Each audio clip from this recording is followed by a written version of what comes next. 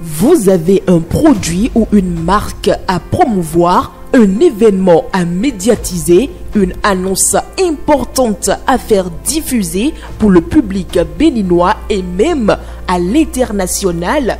Le groupe de presse La Guérite, à travers sa web télévision Guérite TV Monde, sa web radio Guérite Radio et son journal La Guérite est votre interlocuteur valable. Par notre savoir-faire, notre audience grandissante et notre présence constante sur le terrain ainsi que sur des plateformes digitales, donnez de l'écho à vos activités pour l'atteinte de vos objectifs. Reportages, comptes rendus, publi-reportages, spots publicitaires, magazines, interviews, bandes défilantes sont entre autres offres du large éventail que nous vous proposons pour une communication percutante et efficiente. À vous donc de jouer en nous contactant dès maintenant par appel direct et par WhatsApp au plus 229 01 97 26 26 111. Le groupe de presse La Guérite, c'est la garantie d'atteindre vos cibles.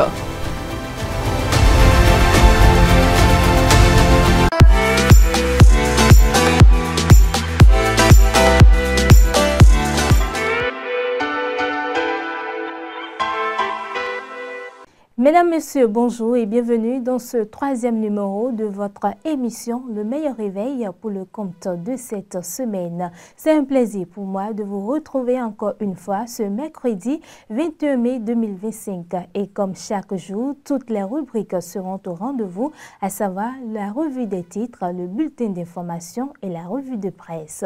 Sans plus tarder, nous démarrons la revue des titres de ce jour. Le quotidien Le Télégramme titre à sa une Kata économique forum 2025, Patrice Talon à l'ouverture du forum économique du Kata. Le Bénin signe 6 accords de partenariat avec le Kata. Fraternité titre sécurité routière au Bénin, statistiques effrayantes agit sur les causes, s'exclame le quotidien. Environ 26 000 accidents en 5 ans, le code foulé au pied, le permis de conduire pour les motos, mais surtout la répression sans complaisance. Le Figaro national de son côté titre en sa manchette, jugé à la criette, 2 douaniers prennent la poudre d'escampette. Matin libre à présent titre présidentiel de 2026, Djogbenou force le passage.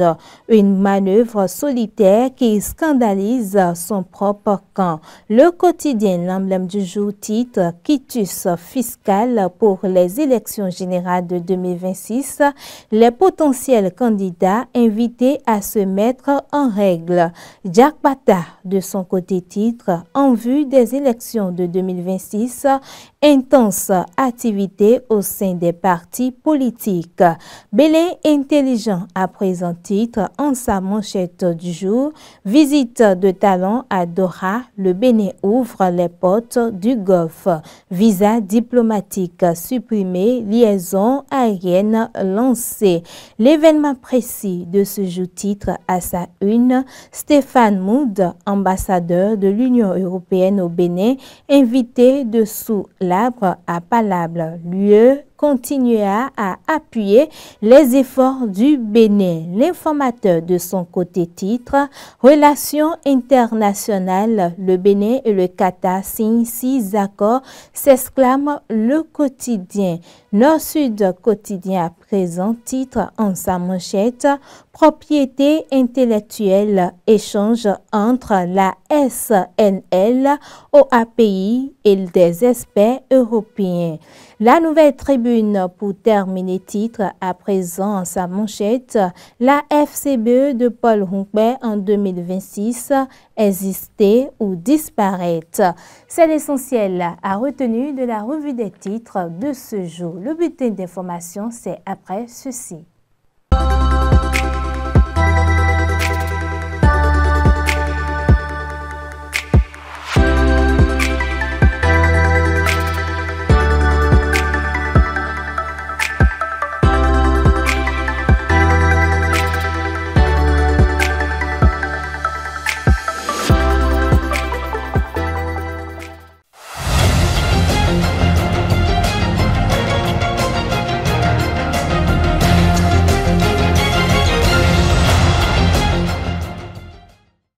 La première vague de candidats au Hajj 2025 a pris départ hier, mardi 20 mai 2025, à l'aéroport Bernardin Cardinal Gantin de Cotonou pour la Mecque. Ce premier vol, composé de 270 pèlerins, dont la majorité proviennent du Septentrion, est le premier d'une série de 8 prévus dans le cadre du Hajj 2025.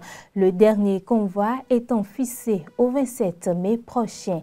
Pour rappel, pour l'édition de cette année, un quota de 2300 pèlerins a été attribué au Bénin, tout comme l'année dernière. Par ailleurs, afin d'alléger les charges financières de cette édition du Hajj, le gouvernement a accordé 700 millions de francs CFA de subventions aux pèlerins. Précisons que le Hajj est prévu pour avoir lieu entre le 4 et le 9 juin 2025.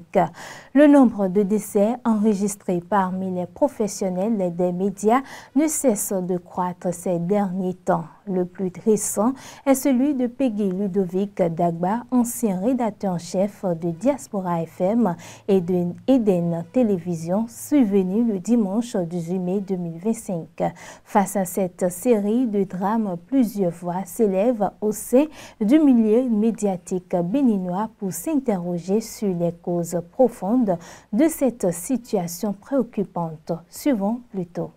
Et les derniers décès que nous avons enregistrés, ceux de Ludovic et Peggy Dagba, de Golf, enfin ancien de Golf, qui officie aujourd'hui à Eden TV, Diaspora FM, et de Apollinaire Zibaba, technicien à la radio rurale locale de Ouessé. Ces décès-là ne viennent que s'ajouter à une longue liste de morts que nous avons enregistrés depuis l'année 2024 dans notre corporation. Et à l'analyse, il faut véritablement commencer par s'en inquiéter. On était même déjà inquiet. La situation, moi je vais dire, est devenue dramatique. Je crois que cela traduit quand même la précarité qui sévit actuellement dans ce secteur-là. Des journalistes qui n'exercent pas dans de très bonnes conditions, qui ont du mal à faire face aux besoins quotidiens, et qui n'arrivent même pas à se nourrir, à nourrir leur famille. La situation est véritablement compliquée sur le terrain. On exerce un métier qui, il faut le dire, est déjà très stressant. Le chef de l'État, le président Patrice Talon lui-même, l'a reconnu qu'il faut une réforme pour améliorer les conditions des journalistes. Mais plus de 2 ans après, toujours rien. Cette mort, ou bien je dirais l'énième mort, interpelle surtout sur le plan des conditions de travail de nous, professionnels des médias. Parce que quoi qu'on dise, depuis un certain temps, avec le système, nous vivons plus ou moins dans une précarité qui ne dit pas son nom. Les journalistes aujourd'hui n'ont pas les assurances maladie. D'ailleurs, même combien de promoteurs ont ces assurances de maladie, juste à parler maintenant des employés qu'ils ont à leur charge. Ce n'est souvent pas leur faute. La faute incombe à la situation dans laquelle nous sommes. Il n'y a plus de contrats. Les quelques-uns qui en ont, comment est-ce que ça se gère? Il faudrait que la réforme qu'a commencé le président, en tout cas l'institution à notre charge, que nous avançons un peu plus vite. Pour le paraphraser, il faut que l'église vienne rapidement au milieu du village pour qu'au moins tout ce qui a commencé dans l'ombre puisse prendre des corps afin que la situation des professionnels des médias puisse être revue. Passer de vie à trépas, comme on le dit souvent, c'est une œuvre de Dieu. Quand on vit, on doit pouvoir un jour quitter ce monde-là, nous le savons tous. Mais le constat est que c'est un peu comme si c'est notre tour cette fois-ci. On ne pourrait pas l'expliquer puisque c'est une œuvre divine, mais on pourrait peut-être l'interpréter. Vous voyez, nous travaillons dans le stress. On a des problèmes en réalité et nous essayons de couver ces problèmes. Vous vous réveillez, c'est l'enfant qui est peut-être malade, c'est une prise de bec avec madame, ou c'est peut-être l'électricité que vous n'aviez pas payée, le loyer que vous n'aviez pas payé. Mais vous tenez, vous aviez des obligations au service, vous y allez, vous êtes déconcentré, vous êtes stressé. Et quand on souffre d'un mal, on essaie de le camoufler. On est obligé aussi de passer d'un ami à un autre, d'un parent à un autre, pour chercher des solutions. Et la solution, c'est peut-être l'hôpital où on n'a pas suffisamment de moyens pour se faire traiter. Donc nous souffrons de certains maux que nous cachons, que nous couvons, qui dégénèrent après et qui nous amènent quand même à vivre la situation que nous vivons aujourd'hui. C'est quand ça s'empire que pratiquement tout le monde sait, tout le monde connaît et on court, mais entre griffes, c'est déjà tard ou trop tard. On peut déjà commencer par rapport à ce que l'État a prévu. Nous l'attendions depuis des années, depuis un bon moment. Il faut vraiment soutenir les professionnels des médias. C'est pas la lune de miel dans l'activité de journalisme en réalité, dans ce que nous faisons là. Et c'est un métier, aujourd'hui qu'on le veuille ou non, c'est une profession qui est, j'allais dire, en vogue.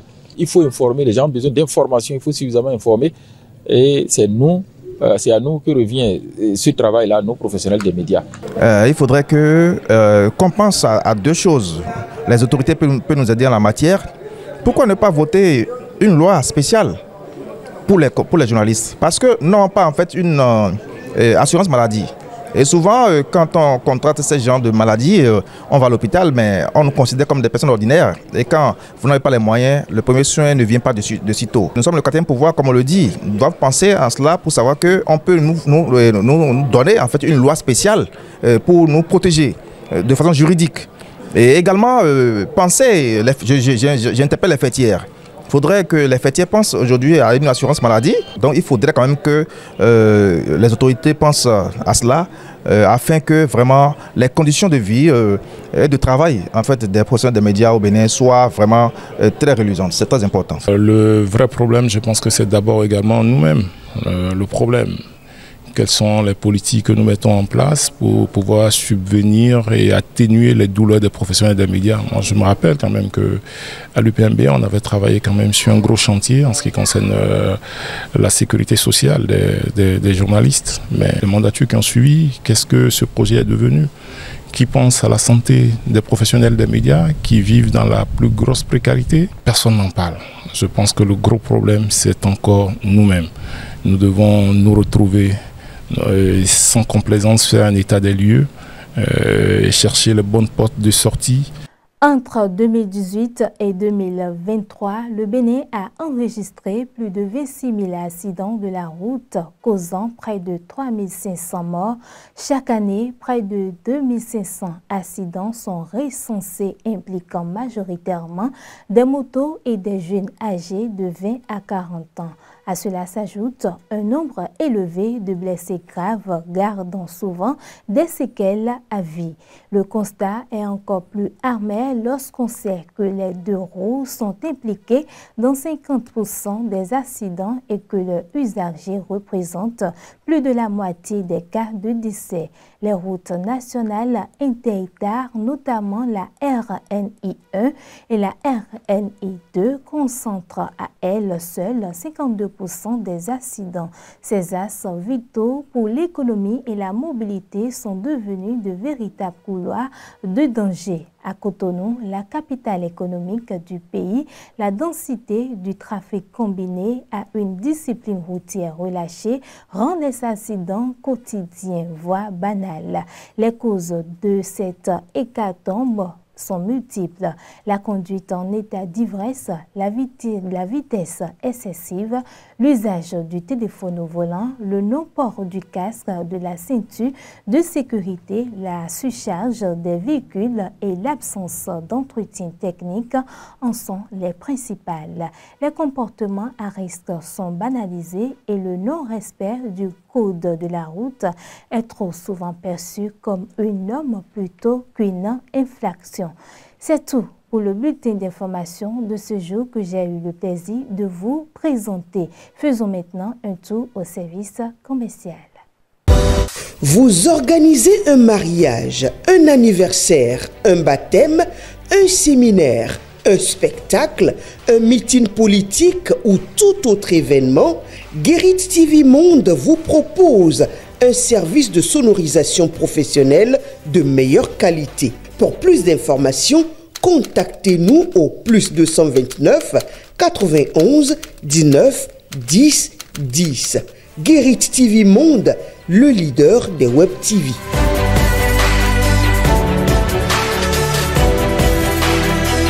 Mesdames, Messieurs, on retrouve à présent Anselme Richard pour la revue de presse.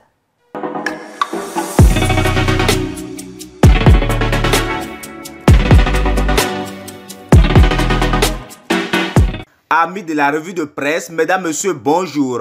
La visite de travail du chef de l'État Patrice Talon à Doha au Qatar continue de faire couler beaucoup d'encre dans les colonnes de la presse ce mercredi. Fraternité, Le Télégramme, Le Figaro National, L'Emblème du Jour, Bénin Intelligent, L'événement précis Nord-Sud Quotidien, L'Informateur et La Nouvelle Tribune reviennent largement sur l'information, rapportant que 6 accords de partenariat ont été signés entre le Bénin et le Qatar. Selon le matinal, le président Patrice Talon a pris part ce mardi 20 mai 2025 à la cérémonie d'ouverture de l'édition 2025 du Qatar Economic Forum, marquant ainsi une étape significative dans le renforcement des relations bilatérales entre le Bénin et le Qatar. En marge de ce forum, précise l'apparition, le président Patrice Talon a eu des échanges fructueux avec l'émir du Qatar, son Altesse Cheikh Tamim bin Hamad Al Thani. Cette discussion a débouché sur la signature de 6 accords et protocoles d'accord entre les deux gouvernements. Il s'agit notamment d'un accord sur l'exemption de visa pour les titulaires de passeports diplomatiques ou spéciaux, d'un protocole d'accord sur la mise en place d'un mécanisme de consultation politique et diplomatique, d'un protocole de coopération dans le domaine de l'agriculture et de la sécurité alimentaire, d'un accord de coopération dans les domaines de l'éducation, de l'enseignement supérieur et de la recherche scientifique, d'un protocole sur la reconnaissance mutuelle des certificats des gens de mer et enfin d'un protocole de coopération dans les secteurs du tourisme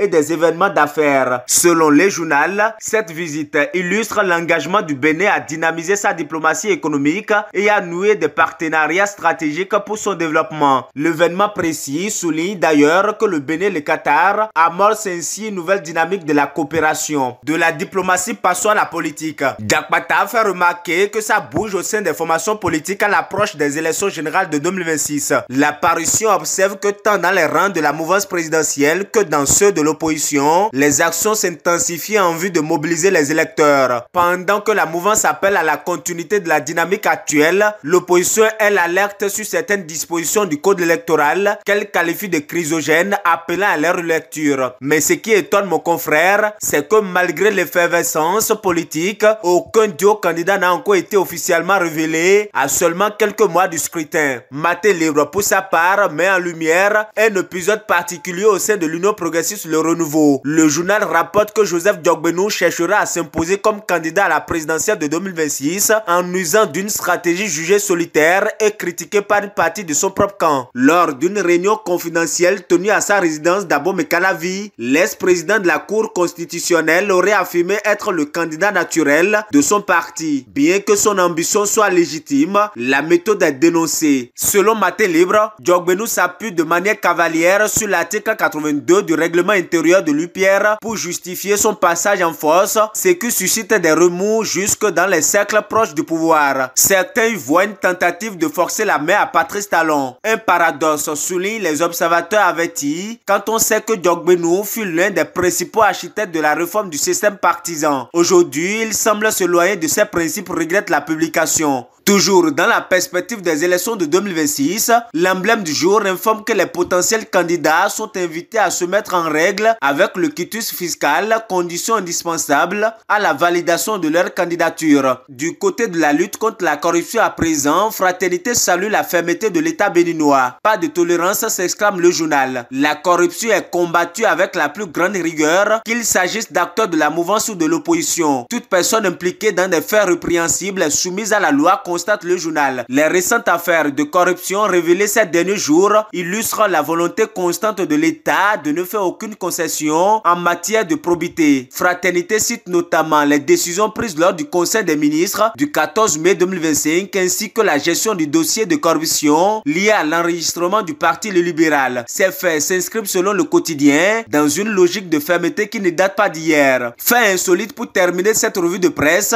à la Cour de répression des infractions économiques et du terrorisme CRIET, 2 douaniers sont activement recherchés par la police républicaine, rapporte le Télégramme, le Figaro National et l'Informateur. Condamnés dans une affaire de transfert illégal de devises, ils ont tout simplement fui l'audience au moment de l'annonce du verdict. Selon le Matinal, ils faisaient partie d'un groupe de 7 prévenus, agents aéroportuaires, douaniers, de restauratrices, poursuivis pour leur implication dans ce réseau opérant via l'aéroport de Cotonou. Les chefs d'accusation sont entre autres fausse attestation, non-déclaration de transport d'espèces, abus de fonction et corruption. Alors que des peines allant de 2 à 4 ans de prison venaient d'être prononcées, les 2 prévenus comparaissant libres ont quitté discrètement la salle sans être arrêtés. Le juge, réalisant trop tard leur absence, a alerté les forces de sécurité, mais les intéressés avaient déjà pris la fuite. Mesdames, messieurs, amis de la revue de presse, ainsi va l'actualité telle que vue et traitée par les confrères de la presse écrite ce mercredi 21 mai 2025. Merci de m'avoir suivi. À demain.